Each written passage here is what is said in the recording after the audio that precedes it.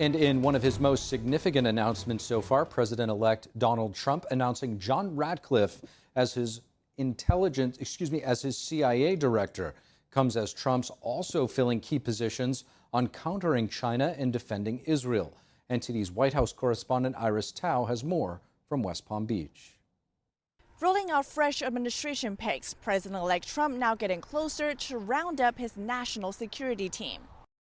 On Tuesday night, Trump announced John Ratcliffe, his former director of national intelligence, to be the next director of the Central Intelligence Agency. That will make Ratcliffe the first person ever to serve in both of the U.S.'s highest intelligence positions. As a congressman, Ratcliffe fought on Trump's behalf, investigating Hunter Biden's laptop and criticizing the probe into ties between Russia and Trump's 2016 campaign. Trump, in a statement, praises Ratcliffe as a warrior for truth and honesty with the American public. On Tuesday afternoon, Trump announced that he's tapping Florida Congressman Mike Waltz as his national security advisor. In a statement, Trump highlights Waltz's credentials of having worked in the White House and Pentagon after serving in the Army Special Forces for 27 years. Trump also praises Waltz for being an expert on the threats posed by China, Russia, Iran, and global terrorism. Waltz is considered one of the most hawkish lawmakers on countering the Chinese Communist Party. We've talked a lot about China that seeks to displace the U.S., seeks to displace the U.S. military. It comes as Trump's reportedly tapping Senator Marco Rubio to be the Secretary of State. Rubio is also known for taking hard lines on China and has been an outspoken critic of the CCP's human rights abuses. Companies that are responsible for the human rights violations against Uyghurs. Federal employee retirement money is being invested in companies that are undermining American national security. Meanwhile, Trump on Tuesday afternoon confirmed that he's selecting former Arkansas Governor Mike Huckabee as the new U.S. ambassador to Israel. Huckabee has been a vocal defender of Israel, and the Israeli ambassador on Tuesday welcoming the announcement. He visited Israel dozens of times. Also after October 7th, he came. Trump on Tuesday also appointed longtime friend and real estate mogul Steve Witkoff as special envoy to the Middle East. Trump praises Witkoff's business experience and says he'll be a voice for peace. Trump this week also tapped another staunch defender of Israel, Congresswoman Elise Stefanik, to be the UN ambassador. Reporting from West Palm Beach, Iris Tao, NTD News. And a New York judge again delaying his ruling on whether to toss the conviction against President-elect Donald Trump in the Manhattan business records case. Our legal correspondent Arlene Richards has the latest. Judge Juan Merchan has delayed a key ruling in President-elect Trump's business records case for one more week. This is the second time in 2 months that Merchan has deferred his ruling. The ruling will determine whether the unanimous conviction by a Manhattan jury is overturned. And it could also decide whether he sentences Trump in 2 weeks. The prosecution asked for more time to consider their next steps in light of the recent election results. Trump's attorneys have asked that the entire case be dismissed. If Merchan tosses the conviction, he could order a new trial, but the trial would be delayed for at least 4 years until after Trump completes his term. If Merchan decides to go forward with the sentencing, he may face some limitations. The penalty for the business records felony is up to 4 years in prison. Merchan is not likely to order prison time to a soon-to-be sitting president. And even as a first-time offender, Trump would likely face only probation or a fine. Yet sentencing Trump to one of these penalties could also be difficult for the judge. During the trial, Merchan expressed reluctance to put Trump in jail for violating a gag order, saying at the time that the last thing he wanted to do was put Trump in jail. In September, Merchan acknowledged that this case is one that stands alone in a unique place in this nation's history. He said then that he didn't want to give the impression that he was interfering in the election. Arlene Richards, NTD News. And with less than 70 days until a new administration takes the helm, President Biden meeting the president of Israel. The discussion recommits the friendship and goals for America's closest ally in the Middle East. NTD's Washington correspondent Jack Bradley brings us more from the White House.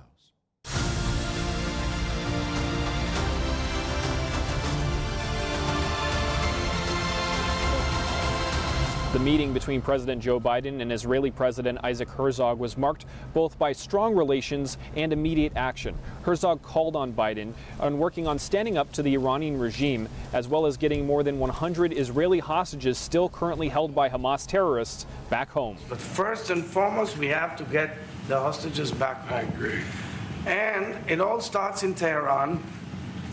It all starts in the Empire of Evil, where in Tehran, with its proxies, they are doing whatever they can to derail stability and security and peace, calling for the annihilation of the State of Israel. Herzog also praised Biden for his ongoing support ever since the October 7th Hamas terrorist attack on Israel, and he also gave him an archaeological artifact as a gift.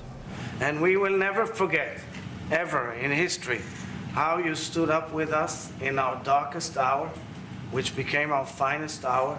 So I brought you a little gift, which is an archaeological artifact from the foot of the Temple Mount in Jerusalem, which has the word Joseph, Yosef. And as you know in the Bible, it is said that Joseph will strengthen Israel. And clearly, Mr. President, you've done it. Thank you. The U.S. has a 30-day deadline that ends Tuesday for Israel to increase the amount of humanitarian aid flowing into Gaza. An Israeli spokesman said that the country is working to get as much aid as possible into Gaza. This comes after the recent anti-Semitic attacks last week in Amsterdam.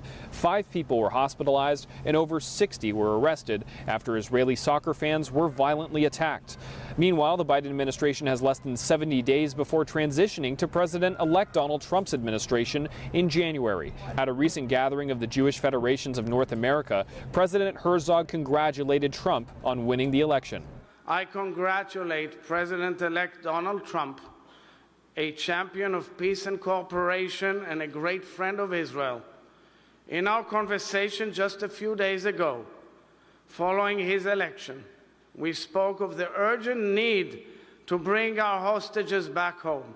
President Biden and Trump are expected to meet here in the Oval Office at 11 a.m. on Wednesday. It's a customary tradition for the outgoing president to host the incoming president at the White House. Reporting from the White House, Jack Bradley, NTD News. And President Biden today also meeting with Indonesia's President Prabowo Subianto in the Oval Office. According to Biden, they discussed topics including supply chain and the South China Sea. NTD correspondent Jason Blair brings us the story. At the White House, President Biden and Indonesian President Prabowo met in person for the first time since Prabowo's October inauguration. United States for us is a great friend. United States supported us in our struggle for independence. Before the gathering, the White House said part of the meeting was to celebrate the 75th anniversary of U.S.-Indonesian relations and pay tribute to those affected by the 2004 Boxing Day tsunami, as well as explore ways to strengthen U.S.-Indonesian cooperation. Before coming to Washington, D.C., President Prabowo was in Beijing meeting with the leader of the PRC.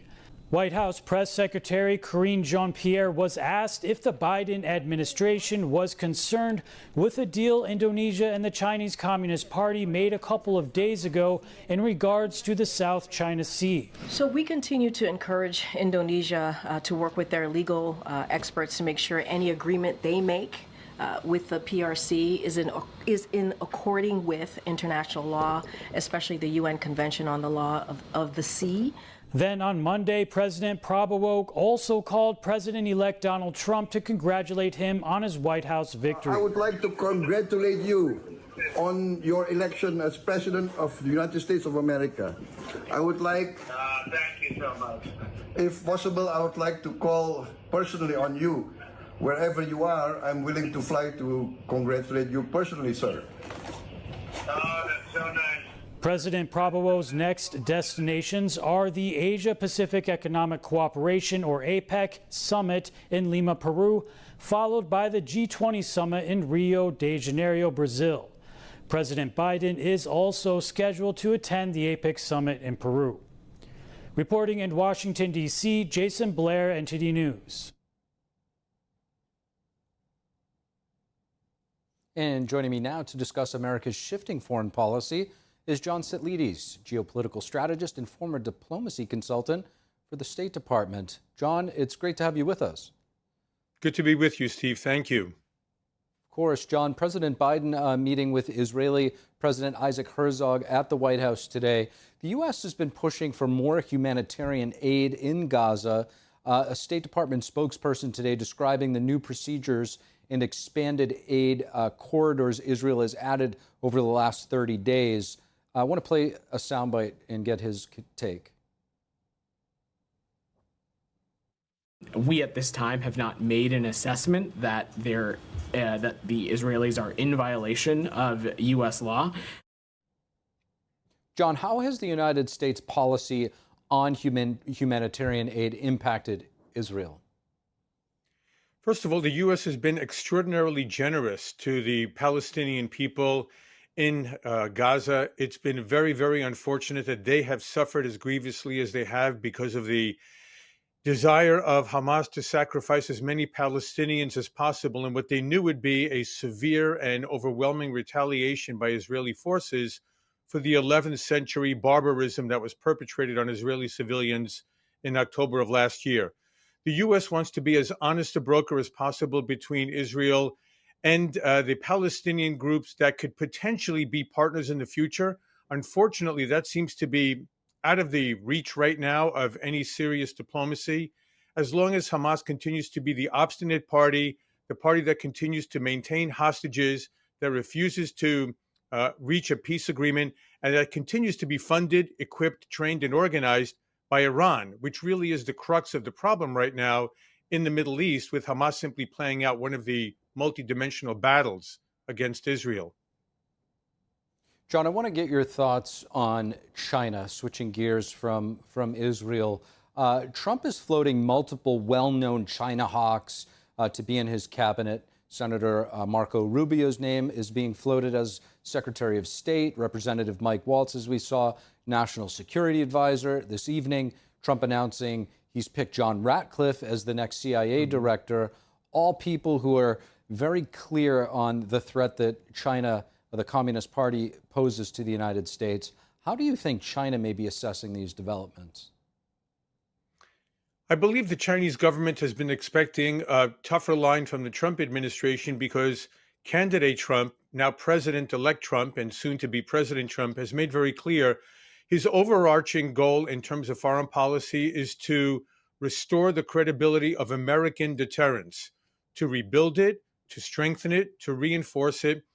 And that, hopefully, from Trump's perspective, will avoid any new hot wars, as we saw with Russia's invasion of Ukraine, and, of course, with the Iranian attacks on Israel through Hamas, through Hezbollah, Shia militia in Iraq and Syria, the Houthi that are cutting off shipping in the Red Sea. All of this activity could have been deterred, according to President Trump, if America had taken a stronger posture. And now with China, it's very important that we send a message to Beijing that their very aggressive, belligerent activity, not only against Taiwan, but also increasingly against Japan, against the Philippines, and other Southeast Asian tiger countries bordering the South China Sea, is unacceptable. The U.S. intends to push back, but very carefully, Steve. I think President Trump is signaling very clearly there is no American desire for war with China over Taiwan. The question is to make any possible military invasion or naval blockade by China of Taiwan so painful to China that it will not move in that direction today, tomorrow, or anytime soon.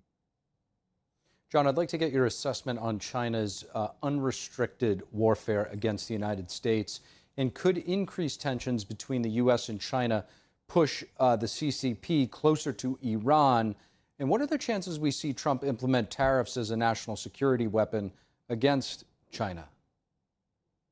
Well, let's keep in mind, Steve, first of all, China is close to Iran. Several years ago, they struck a 40-year deal for China to build supposedly billions of dollars worth of major infrastructure in Iran, none of which has substantively proceeded with yet. And China is buying enormous amounts of Iranian oil at discount in violation of U.S. and international sanctions. And unfortunately, it was the Biden administration's decision to not enforce those sanctions that allowed anywhere from maybe $80 to $100 billion in oil exports, primarily to China, but also to other countries, to fill up the coffers for Iran, not to provide for the well-being of their own citizenry, but to fund militia, proxy groups, and terrorists throughout the Middle East. So China and Iran already have a close relationship. But in terms of tariffs, I think President Trump is positioning right now for negotiations that are going to be very tough. And I don't think it'll just be 100 or 200% tariffs on electric vehicles and other Chinese industries that threaten American markets, but also sending a very strong signal to China overall that it needs to begin complying with World Trade Organization criteria that it's been violating with relative impunity over the last 2 decades. We want to see China stop dumping excess industrial and labor capacity worldwide, stop with the intellectual property theft, forced technology transfers, and so many distortions of the global economy that have allowed China to rise to where it is right now in ways that very much threaten its Asian neighbors and that of our European allies as well. John, lastly, how might these tariffs impact China's economy given the current fragility, if you will? My own sense is that Xi Jinping is highly concerned, and for all the right reasons, that the tariffs could do enormous damage to China's economy.